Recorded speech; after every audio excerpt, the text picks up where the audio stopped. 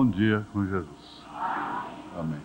Vamos ler aí a partir do verso 9 até o 16.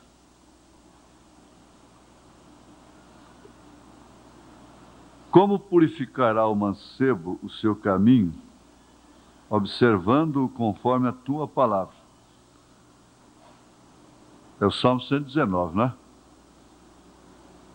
é? Observando-o conforme a tua palavra.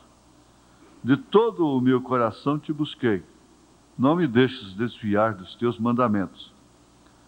Escondi a tua palavra no meu coração, para eu não pecar contra ti. Bendito és tu, ó Senhor, ensina-me os teus estatutos.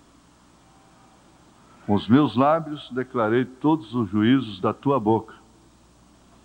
Folgo mais com o caminho dos teus testemunhos do que com todas as riquezas. Em teus preceitos meditarei e olharei para os teus caminhos. Recriar-me-ei nos teus estatutos. Não me esquecerei da tua palavra.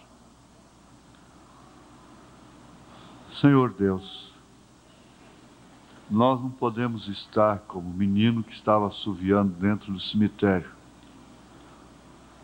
Mas, na verdade, tem hora que parece que estamos pisados numa pedra em falsa. E temos que nos equilibrar. Saltarmos dali para uma pedra firme. Porque a vida é composta de passos. Passos e mais passos. Cada dia é um passo. Cada hora é um passo. Cada segundo é um passo. Cada milésimo de segundo é um passo. Cada decisão é um passo. Ajuda-nos, pois, ó Deus, a firmarmos nesta rocha que é a palavra. Perdoa os nossos pecados. Nós não temos nem que pedir o Senhor para nos revelar os ocultos, porque pessoas como nós, reveladas, que creem na mensagem do profeta, não tem como ter pecado oculto, porque todos eles são manifestos. Nós podemos conhecê-los. Por isso pedimos ao Senhor que nos dê graça para prosseguirmos, porque a hora é difícil, ela é decisiva, ela é própria para o inimigo falar, tentar, abarroar, chocar, entristecer, matar. Ela é própria para nos levar ao desânimo. Como o profeta diz que o Senhor não queria falar com ele, fechou a cortina, então o diabo queria falar. A mente quer falar, está sempre disposta a presumir, a pensar, a fazer juízo, a julgar. O Senhor nos ajude, ó Pai. Ensina-nos como sair desta hora presente que a noiva enfrenta no mundo todo. Lá em Jeffersonville, em todas as partes da terra. Toda ela está vivendo uma hora de contradição, de dificuldade. Te suplicamos em nome de Jesus Cristo, que como Maria foi até o Calvário e foi até o Pentecostes, nós também podemos ir com a ajuda do Senhor.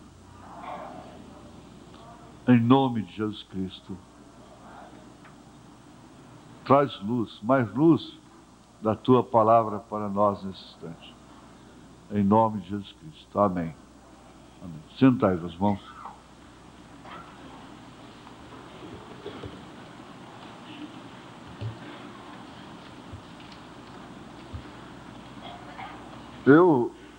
A gente pensa assim que cada mensagem do irmão Branham é maior do que as outras. Depois você recebe outras, diz, essa aqui é demais.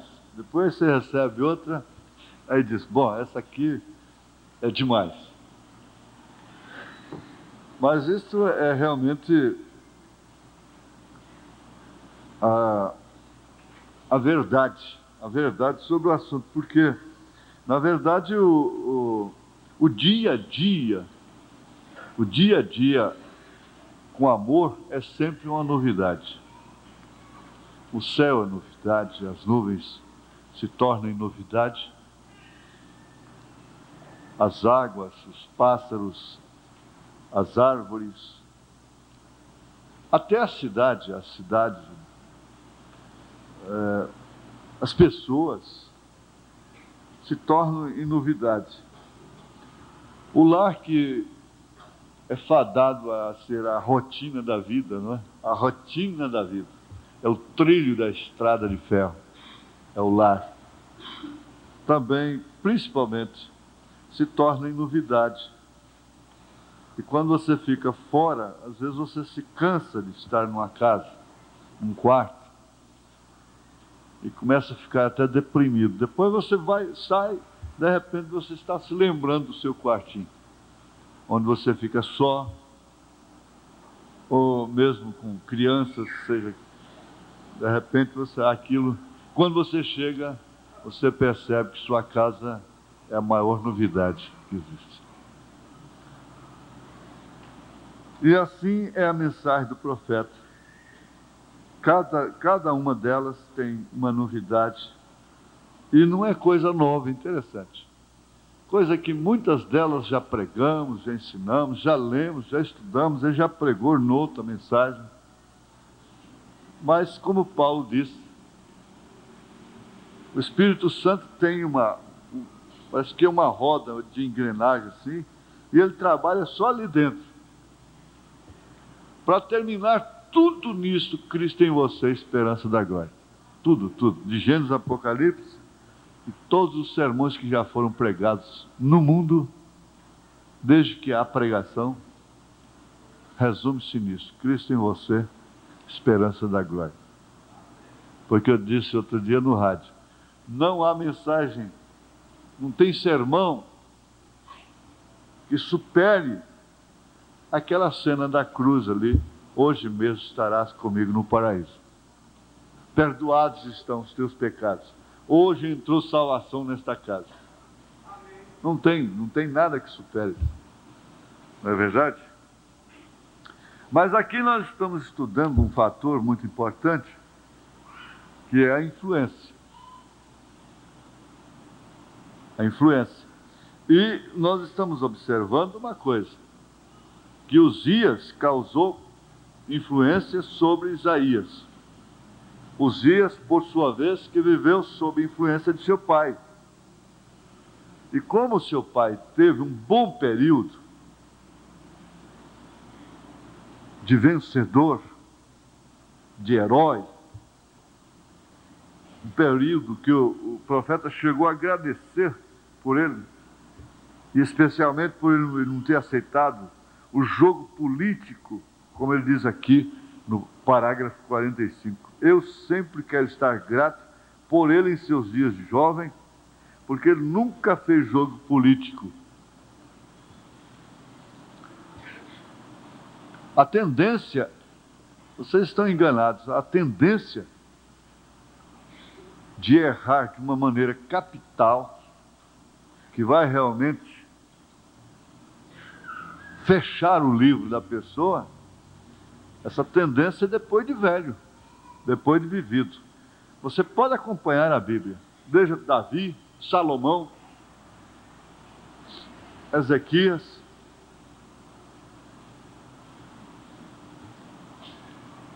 e tantos outros. Nós estudamos aqui quarta-feira sobre Marias, no mínimo 6 Marias aqui no Novo Testamento. Vemos uma Maria que começou com 17 anos, ficando grávida do Espírito Santo, sem sensação, é claro. Foi até o Calvário sob contradições terríveis, e foi até o Pentecostes. Estava no Pentecostes, consequentemente, na glória, não é?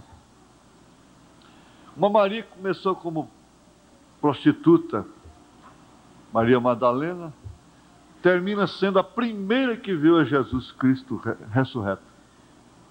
Foi assim, aquelas Marias. Aí onde se cumpre aquilo que o profeta diz, que não é aquele que começa, mas sim aquele que chega.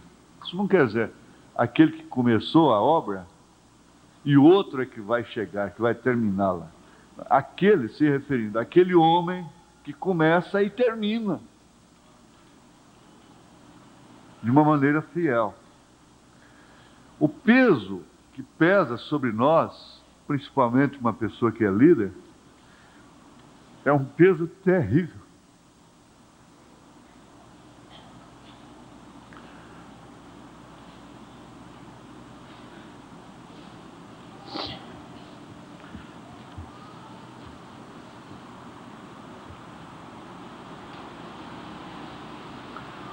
Diz, ser pastor de 5 pessoas é a mesma coisa de 1.000 pessoas, de 2.000 pessoas. Tudo bem, como pastor em relação ao ofício. Mas como responsabilidade, não. É muito mais difícil. Agora, esse peso, e ainda há uma sentença sobre o homem, que ele vai errar. É um decreto divino. É uma ordem de Deus. O irmão Branham disse isso.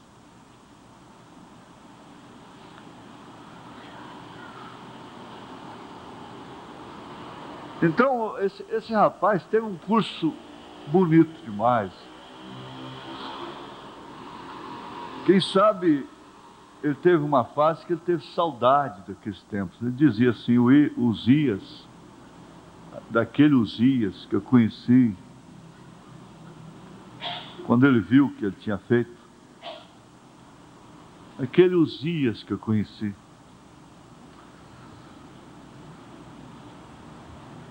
E por fim ele causaria para si mesmo o dano da morte. Por quê? Quando ele entendeu que ele era sacerdote, que ele podia oferecer também sacrifício, misturou as coisas. Nós vimos naquela fita aqui sobre os mergulhadores ali. Aquilo não foi, eu não devia ter passado Joel naquele dia, eu devia ter feito só aquela fita, para fazer com tempo. Aquilo ali não é brincadeira, não. É uma mensagem ilustrada com fatos, com cenas. E as pessoas que misturam ofícios, logo acham que é um apóstolo, é uma pessoa que pode decidir as coisas. Aquele homem que chegou ali,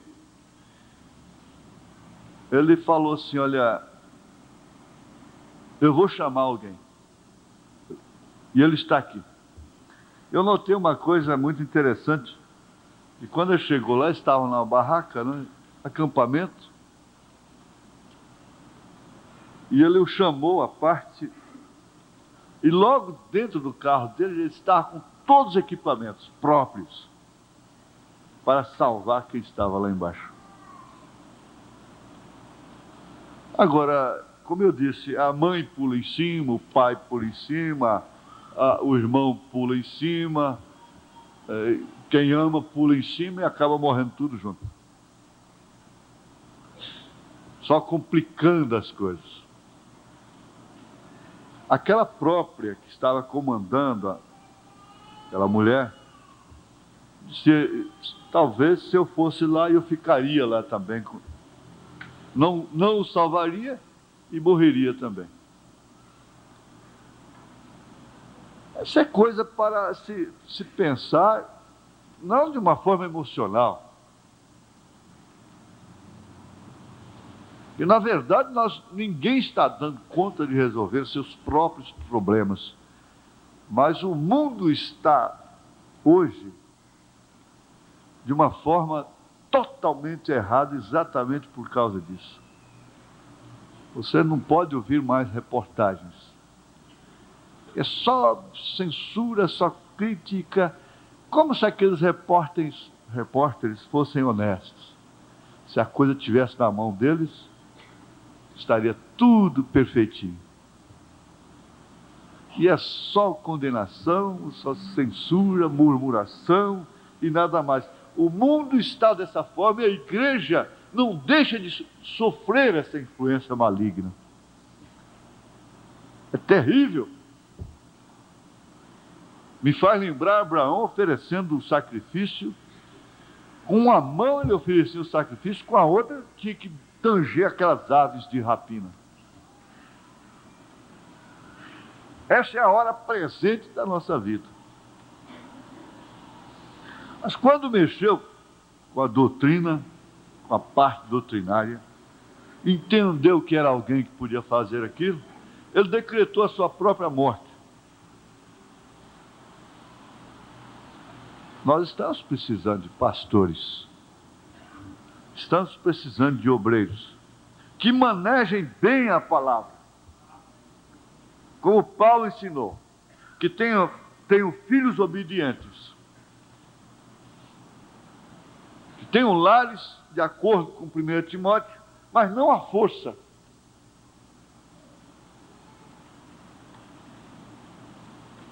Pessoas que têm graça para aquilo. Estamos precisando. Há clamor. A seara é grande, os trabalhadores são poucos. São poucos num sentido e, por outro lado, às vezes sobra, tem demais. Porque são poucos realmente. Realmente são poucos. Levanta-se um pastor aí que é ordenado de qualquer forma, ele começa a ordenar os outros também de qualquer forma depois. Qualquer um serve para ser pastor para ele. Por quê? Ele se viu para ser pastor para o seu pastor, então depois ele faz do mesmo jeito. Aqueles que são mais esmerados, passam mais por uma moenda de Deus mesmo, da experiência, então eles se tornam mais difíceis. Por quê? Porque ele sabe que não é daquela forma.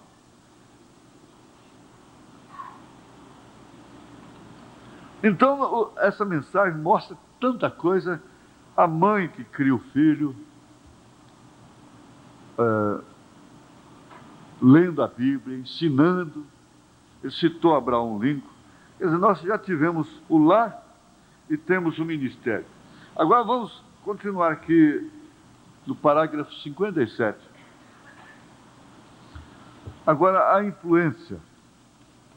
Nós verificamos que a vida de Uzias influenciou este profeta Isaías, né? A tal ponto que Uzias, melhor dizendo, construiu muros e fortaleceu a si mesmo. E tomou de volta dos filisteus as terras e possessões que pertenciam a eles.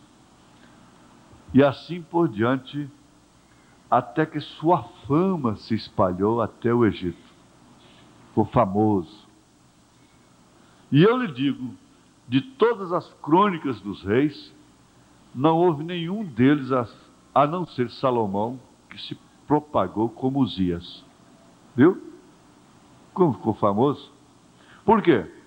Porque ele estabeleceu um exemplo, uma influência permanente, operante. Ele permaneceu com Deus, não importava o que as pessoas pensavam, o que alguma outra pessoa pensava, o que seus políticos que tentavam influenciá-lo. Ele permaneceu diretamente com Deus, e isto, Deus o abençoou. Isto foi uma grande ajuda para este jovem profeta. Como Deus abençoa um homem que seja fiel à palavra de Deus, Agora ele talvez não seja muito popular, porém ele será abençoado. E agora as pessoas têm que fazer a escolha deles, se deseja se atuar como o restante dos companheiros, ou se deseja ser abençoado por Deus. Agora você pode simplesmente fazer sua escolha. A escolha é o maior direito que a democracia oferece para a pessoa. Portanto, Deus, para mim, queira ou não queira, Deus é democrata, né? Democrata sim. Ele deixa você fazer o que você quiser. Isso quer dizer, te dá livre-arbítrio e direito de escolha. Escolhe. Nós humanos, nós nos encontramos frequentemente em situações as quais nós próprios escolhemos. Às vezes queremos culpar a Deus, culparmos a terceiros, culparmos ao próprio diabo. O irmão Brando disse, você não tem que culpar nem o próprio diabo. Nem o diabo você não pode culpar. Aquilo foi uma escolha sua. E a pessoa ainda encontra qualidade em si, e até graça diante de Deus, quando ela reconhece. Diz, não, realmente, eu não tenho que culpar a ninguém. Essa foi a minha escolha.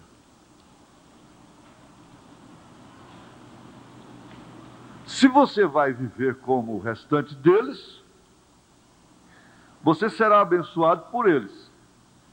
Porém, você torne todos os seus desejos para Deus, e você será abençoado por Deus.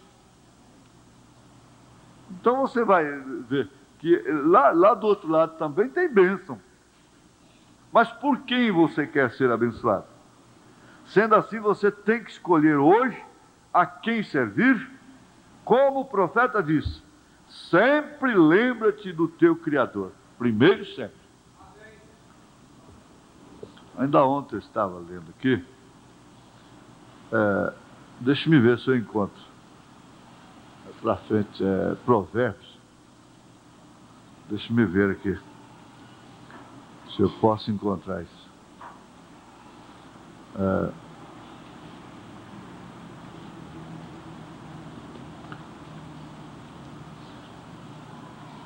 Capítulo... Gente, é comida de cada dia. Três coisas, como é? Que não me des riqueza nem pobreza. Provérbios, eu li isso ontem. 29, 30, por aí assim. Ou 28. Quem que encontra? 27?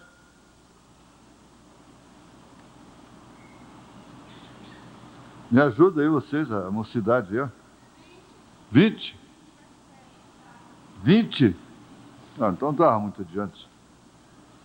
Verso 7, obrigado. 20, verso 7?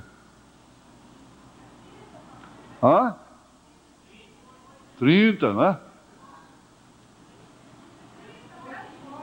30, verso 8. Eu achei muito antes. Verso 8. Isso, irmã Zefa, muito bem. Afasta de mim. Você não dá só comida boa para a gente, não. Nós dá a palavra também, né?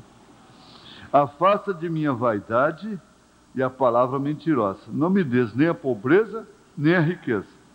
Mantém-me do pão da minha porção acostumado, para que porventura de farto te não negue e diga, quem é o Senhor? Ou que empobrecendo não venha a furtar e lance mão do nome de Deus. Aquilo levou uma prosperidade. Uzias caiu numa prosperidade muito grande. Só Salomão, quer dizer, depois de Salomão era ele, em fama. Para você ter uma ideia. Por isso chegou lá. 59. Quando este rei chegou a um ponto, sendo um homem tão grande, e influenciando Isaías e os justos, naturalmente, de seu reino, ele chegou a um ponto que ele ficou se sentindo autoconfiante. A autoconfiança.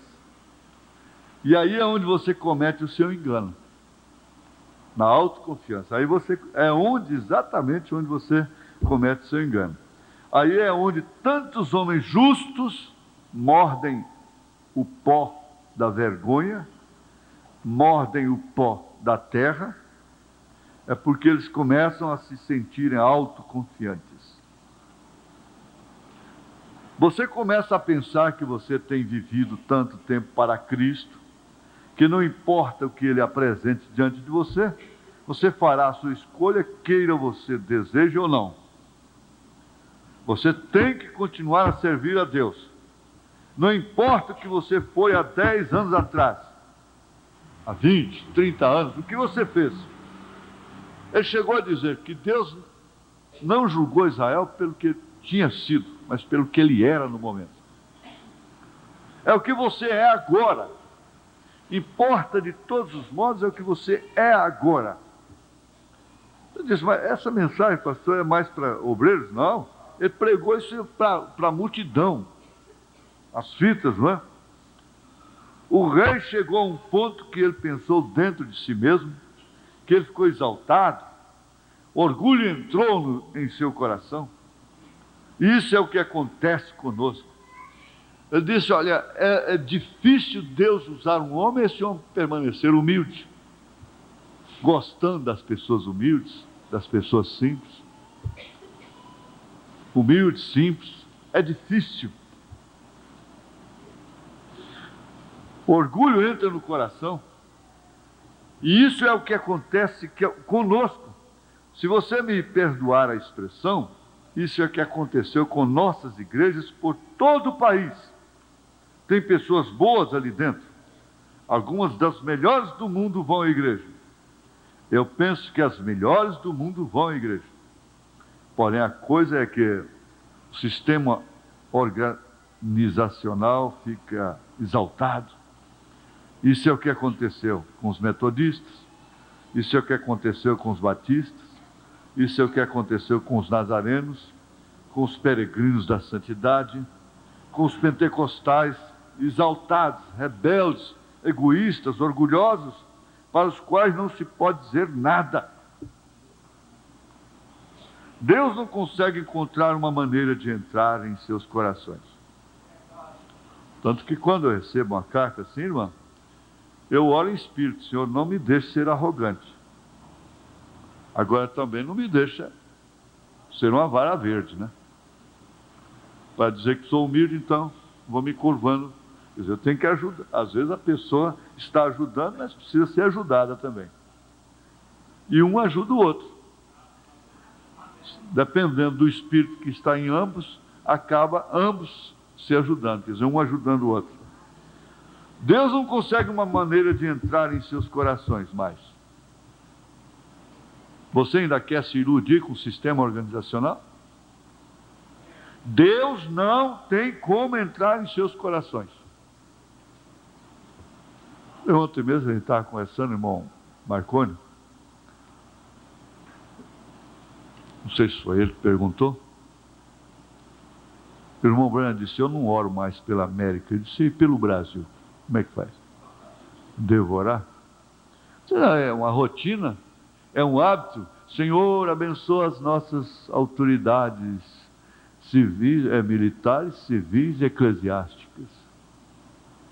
Senhor, abençoa as nossas autoridades civis, eclesiásticas e religiosas. Sei lá, eclesiástica é religiosa. Militares. Tá certo? Paulo ensinou isso. Para que nós tivéssemos paz.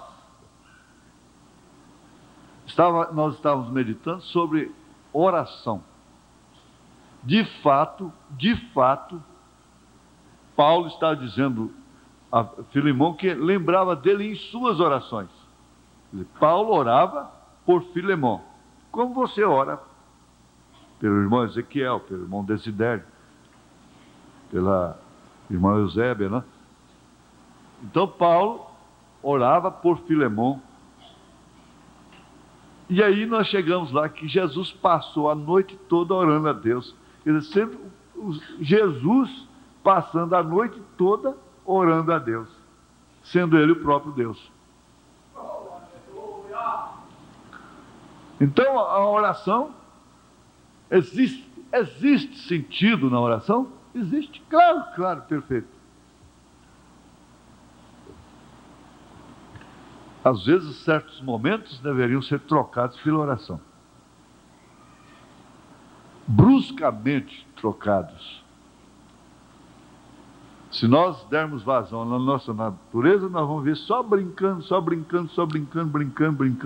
levando a vida como uma canoinha de papel em cima das águas aí, mas lá na frente ela vai encharcar e vai afundar. Deus não consegue encontrar uma maneira de entrar em seus corações. Por isso eu não estou batendo. Se Deus não tenta, por que eu vou tentar? Por quê? Porque eles se tornam tão sabichões que ninguém pode lhes dizer nada. Um irmão estava dizendo outro dia, depois de ouvir uma mensagem na Rádio Clube, ele disse: não, eu não acredito, não é possível. Esses pastores que ouvem esse programa, hein, ouviram essa mensagem, não tem como. Não tem como eles rejeitar a mensagem, não tem como. Disse: irmão, eu também pensava assim. Pensava assim, agora eu vou levar essa mensagem para o presidente do Conselho de Ministros de Goiânia, porque quem vai rejeitar uma mensagem dessa? Ninguém. A hora que eu telefonei para ele, ele falou uma coisa que eu não sabia ainda. Ele falou: não, eu conheço o Brana, morreu de acidente de automóvel. Ele botou a morte dele na frente. Você vê como que é o espírito da pessoa. A pessoa vai falar para você de uma boa coisa a respeito de outra. Você, não, eu conheço. Ela fez isso, ela fez aquilo. Fala do mal dela. Deus não consegue encontrar uma maneira de entrar em seus corações. Agora nós vamos pensar uma coisa séria. Deus entrou em nossos corações ou não entrou? Entrou. Eu não tenho a petulância, a arrogância de dizer que somente nós temos Deus no nosso coração. Somente nós que somos abençoados por Deus. Não. Mas tem uma coisa: quem não creu no profeta, quem não creu na mensagem, rejeitou a Deus, crucificou a Cristo novamente. E você, às vezes, se encontra tão indigno, tão defeituoso, defeituosa, tem que valorizar isso, é claro. Deus encontrou lugar. E vi assim, irmãos, de insatisfação quando estava com uma multidão, 2 tabernáculos, tinha um em Campinas, ali na Santa Luzia, depois 24, né? Superlotado, na Avenida Goiás, não precisa nem falar, superlotado. Eu estava tão insatisfeito, numa fase, e antes de sair para o povo, eu disse: meu Deus, quer dizer, eu vou pregar agora, e depois orar pelos enfermos, expulsar demônio, pessoas caírem, coisa e tal. Será que é só isso? Tem que ter alguma coisa mais. Eu dizia para Deus: eu não estou satisfeito. Eu estava agradecido pelo que eu tinha, mas não estava satisfeito só com o que eu tinha. E nós estamos vivendo essa fase de novo. E quando a gente estava com essa insatisfação, logo a mensagem chegou. E eu creio que logo esse batismo vai chegar. Por quê? Porque uma coisa é certa: se nós estivéssemos satisfeitos, fartos, riqueza, não te peço riqueza demais, nós estaríamos com os laodiceanos. Nós não estaríamos desejando. Você olha para um, olha para outro, todo mundo está precisando de um acerto, mas não é de caráter social mais. É de um caráter definitivo. É de um caráter real. É de uma transformação autêntica, real, que vira as coisas realmente. O que nós queremos é isso. O que nós precisamos é isso. Então é uma frase que deve ser pontuada, viu? Bem pontuada. Deus não consegue encontrar uma maneira de entrar em seus corações. E a maneira de Deus entrar no coração é através da palavra. Mas eles estão ricos, portanto estão fartos, não sentem falta. Estando curando, estando com a igreja cheia, estando construindo catedrais, escolas e coisas, então eles estão fartos, se encontram realizados. Por isso, a gente não pode descansar no dom que a gente tem, no carisma. Não pode descansar nisso. Todo líder, toda pessoa que descansa nisso, acaba lá embaixo. É porque eles se tornaram tão sabichões que ninguém pode lhes dizer nada. E por edificar a si mesmos, em volta de argumentação com irmãos, eles edificam a si mesmos em torno de seus credos. E quando fazem, eles deixam Deus para trás.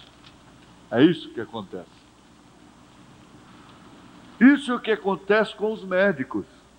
Veja assim, aqui sobrou até para os médicos. Quando eles ficam tão egoístas, que não necessitam de nenhuma ajuda de Deus, é aí quando eu não quero que um mexa comigo. Em outras palavras, está dizendo, eu não quero que um médico que dispensa a ajuda de Deus, mexa comigo, que ele trate de mim. A menos que eu não possa escolher. O senhor não precisa da ajuda de Deus para fazer uma cirurgia tão melindrosa? Então o senhor não vai me operar, não. Em outras palavras, o irmão Brando está falando isso. Não quero que um mexa comigo. Quando se deixa Deus fora de qualquer coisa, simplesmente eu desejo que me deixem fora também. Está vendo? Porque sempre se deve lembrar primeiro de Deus. Ele ficou exaltado. Aí ele chegou a mencionar a clínica dos irmãos Maio, lá no Canadá, que eles puseram a placa na clínica famosa no mundo todo, dizendo assim, nós não curamos. Em outras palavras, somente Deus pode curar. 62, não é? Toma-se uma família de pessoas que começa a ir à igreja, e Deus cura a pequena família. Vamos ver aí, veja. O que é isso? É a prosperidade. Antes de irem para a cama. Esse aqui é um parágrafo muito importante, o 62. E Deus cura a pequena família, Ele os abençoa e lhes dá o Espírito Santo em suas vidas. As criancinhas oram em volta da mesa, eles oram antes de irem para a cama. Papai do céu, papai do céu, né? Papai do céu, papai do céu. A mãe e o pai unem-se suas mãos e oram. Agora veja, de que maneira seu filho vai crescer? Está crescendo. Sofrendo uma influência dessa? É boa demais, não é? A mãe e o pai unem suas mãos e oram. E enquanto eles continuarem assim, eles permanecerão uma família. Porém, deixe que eles consigam, antes de mais nada, eles não tinham nada. Um velho carro caindo aos pedaços, talvez andando por aí nele, ou talvez andando a pé, quem sabe de bicicleta, né? Finalmente eles compraram um bom carro, uma casa melhor, que vai ser abençoado mesmo, não tem dúvida. E antes de mais nada, então, querem se aproximar do que o mundo chama de uma classe melhor, entre aspas, para com a qual se relacionar. Ele aquelas pessoas humildezinhas com as quais relacionava já não servem mais. Eles se mudam para uma vizinhança diferente. E ali eles descobrem que eles se tornaram influenciados pela influência errada. Se tocam pessoas, eles chamam de sangue azul. Você sempre deve permanecer onde está o reino de Deus e onde a glória de Deus está se derramando.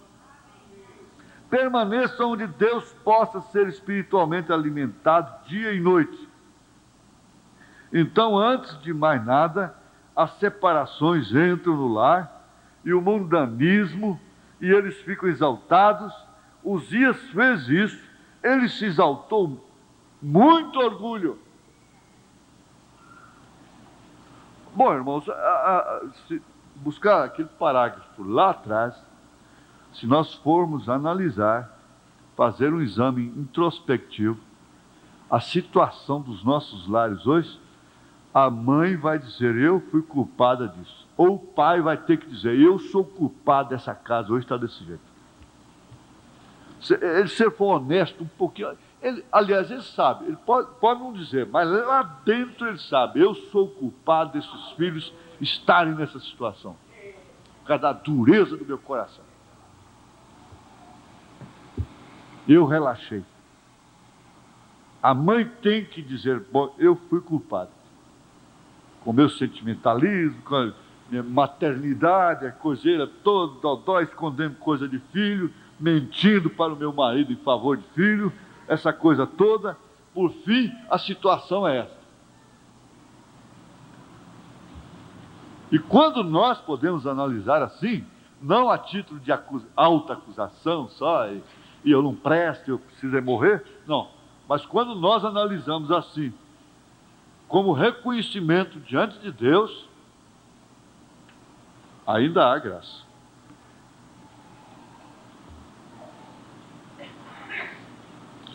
E agora nós vemos que ele tentou fazer. Gente, quantos lares ficam aí? Só a mãe tentando puxar para o culto doméstico, só a mãe tentando puxar para a igreja. O pai não faz nada. Por outro lado, o pai vem para a igreja, a mãe fica em casa. A mulher fica em casa, não está na escola dominical. Isso é uma péssima mãe.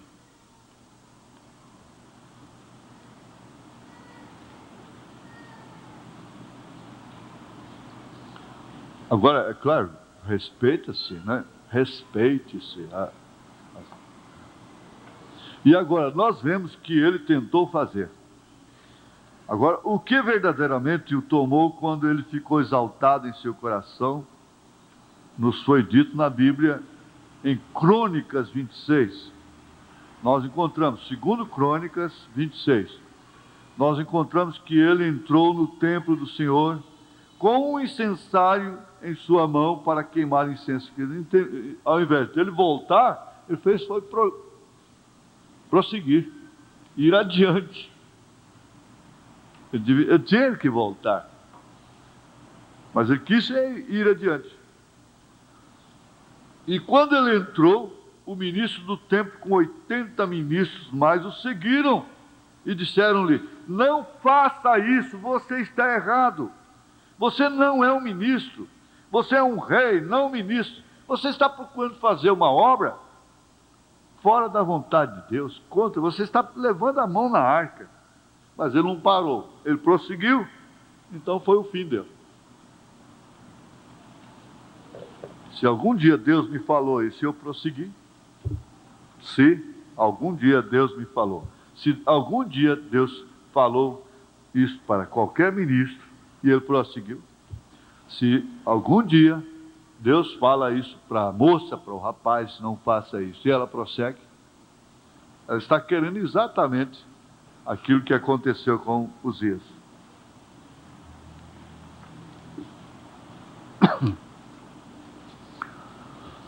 E ele ficou indignado, e ele perdeu o controle, logo ele fica descontrolado, o homem fica descontrolado, e seu temperamento escapou dele, e ele mesmo assim acendeu o incensário para ir. E Deus o feriu com lepra bem ali, enquanto ele estava ali de pé em sua ira. E ele morreu leproso. Eles tiveram que tirá-lo do templo. Eu botei o 73 aqui, vamos saltar lá para o 73. Vamos ver o que é o 73. Quando este rei, agora, quando ele foi repreendido, e a verdade lhe foi dita pelo ministro do edifício, e tentou dizer-lhe que ele estava errado, que Deus ordenou isso somente para os descendentes de Arão, e eles eram consagrados a esse serviço somente. Ele queria, de todos os modos, um ministério. Isso é tudo o que eles haviam de fazer. Eles eram consagrados para isso. E um rei, não importa quão justo ele fosse, ou quanto Deus o havia abençoado, ele não tinha nenhum direito de queimar incenso. Ele estava tomando o lugar do sacerdote, e ele não deveria fazê-lo. E quando ele foi repreendido, ele ficou indignado, seu temperamento explodiu. Exatamente enquanto seu temperamento explodia, a lepra aparecia, ou apareceria em seu rosto, certo? Seria aparecia. Ele irrompeu com lepra, e então ele deixou cair os sem sangue e correu para fora do edifício. Está vendo? Tentando personificar alguma outra pessoa. Nós não deveríamos fazer isso.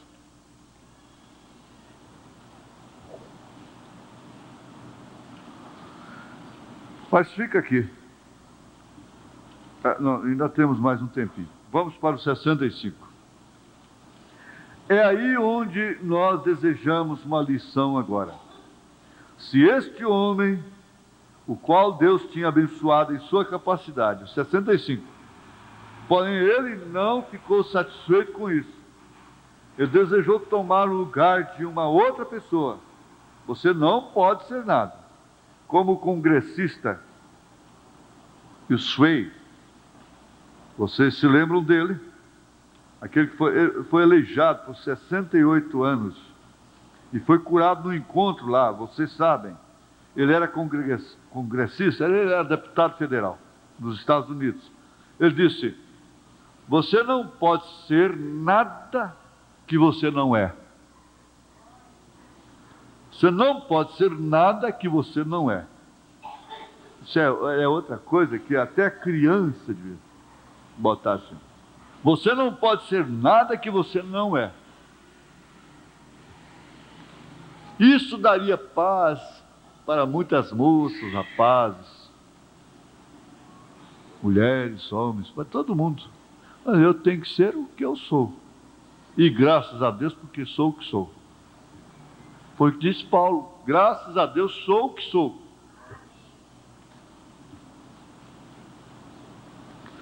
Logo, isso até que é a verdade. Você tem que permanecer em seu chamado, onde Deus o chamou. Agora, enquanto ele permaneceu rei, ele foi uma bênção para o povo, sendo um rei.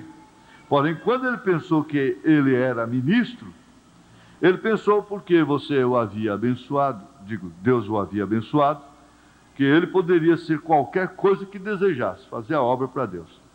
Porém, ele era uma bênção para as pessoas como rei.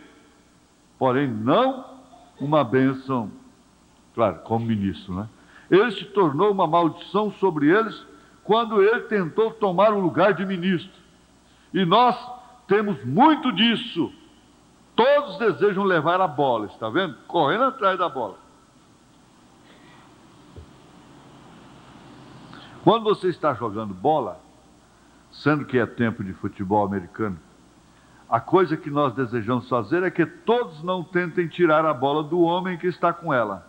É tentar guardar esse homem, protegê-lo, deixá-lo chegar ao fim com a bola. Ele está levando. Nós estamos tentando fazer um gol. Está vendo?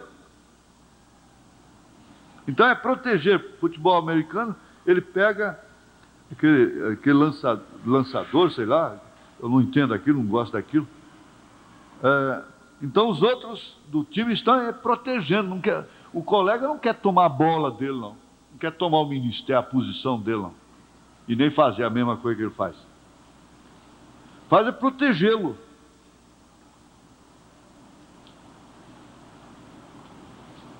Porém, poderia você imaginar um rei tão destreinado, visto que para encontrar um homem, seu próprio homem, com a bola correndo até o gol, então, ao invés de tentar vencer o inimigo dele, o time adversário, para deixar seu próprio homem que está com a bola partir com ela, cada homem tentando tirar a bola de sua mão, ora, está-se fadado a perder.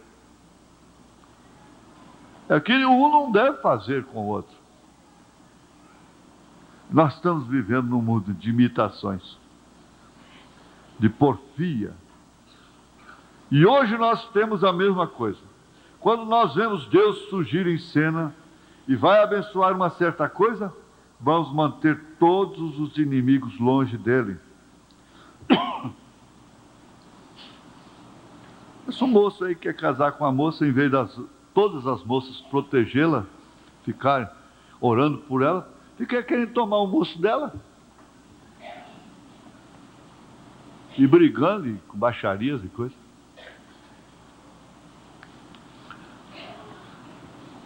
Eu não sei se os rapazes também fazem isso, não faz? O rapaz é mais fácil. Nós vamos fazer ali para o pátio, fazer uma luta de índio lá. O que vencer, fica com a moça. É mais fácil, né? Porque a luta de mulher pega no cabelo. Né? Mas é isso, em vez de agir em defesa, orar, proteger aquela irmã, dando de cima para destruir, para desfazer. Nem eu, nem você também. Tem gente assim, se eu não é meu, também não é seu. A gente lembra que ganhava uma coisa de comer, qualquer coisa, e os meninos chegavam ao lanche de escola, aí, tinha que cuspir. Bom, agora você quer?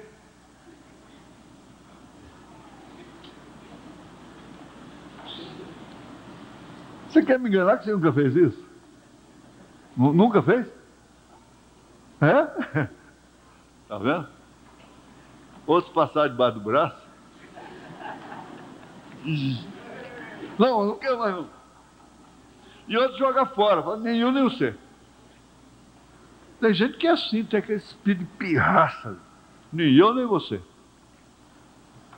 Mas esse não está jogando no mesmo time.